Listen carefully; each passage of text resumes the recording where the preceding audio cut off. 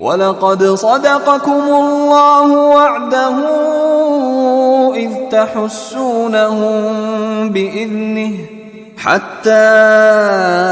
إِذَا فَشِلْتُمْ وَتَنَازَعْتُمْ فِي الْأَمْرِ وَعَصَيْتُمْ مِنْ بَعْدِ مَا أَرَاكُمْ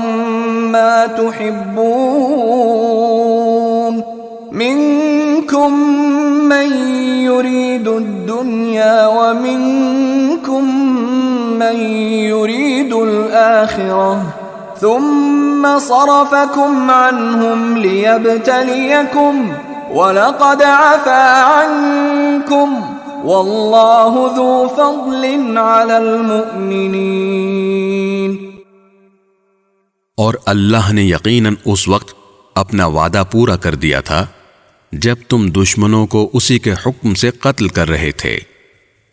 یہاں تک کہ جب تم نے کمزوری دکھائی اور حکم کے بارے میں باہم اختلاف کیا، اور جب اللہ نے تمہاری پسندیدہ چیز تمہیں دکھائی تو تم نے اپنے امیر کا کہنا نہیں مانا۔ تم میں سے کچھ لوگ وہ تھے جو دنیا چاہتے تھے اور کچھ وہ تھے جو آخرت چاہتے تھے،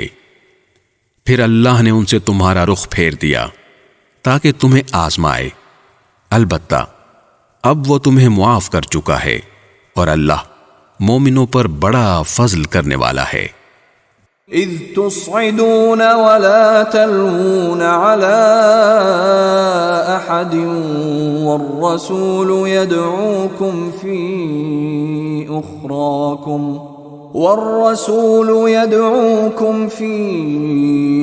أخراكم فأثابكم غما